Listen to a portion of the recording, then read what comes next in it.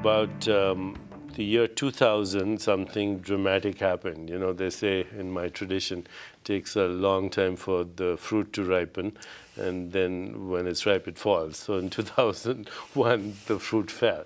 And I'll tell you what happened is my father had died, and he was a very famous, well-known cardiologist, a very humane, compassionate healer himself. And I had gone to the Himalayas to throw his ashes in the Ganges.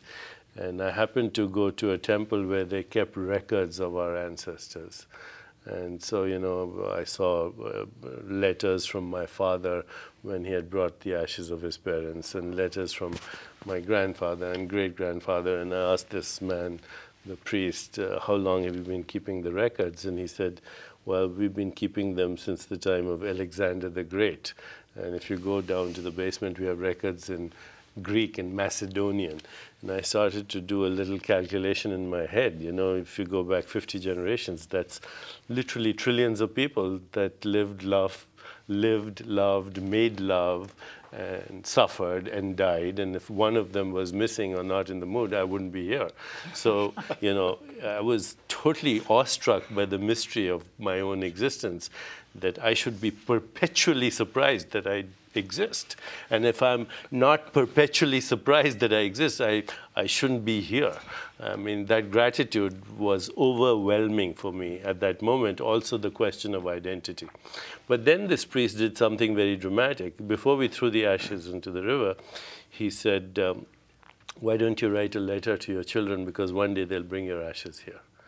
And at that moment, it suddenly occurred to me, which, you know, the fact of my own mortality, which we don't think about, the fact that I'm already in the autumn of my life, that 2 seasons have gone and the third is coming to a close, and the winter of my life is approaching, the fact of impermanence, all these things that I grew up with and thought about, but never really confronted. And, you know, the overwhelming mystery and the gratitude of that moment, I suddenly found myself truly non-local. I could see myself from reality. You know, I realized that the idea that you are in a body, squeezed into the volume of a body in the span of a lifetime, that's a socially and culturally induced hallucination.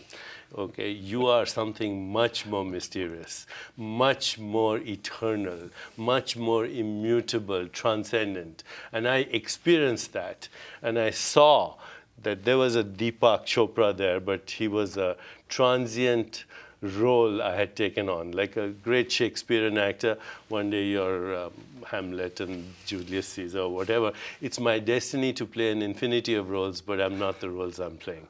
And that moment was so striking that I dedicated from that moment my life to not me, but to service.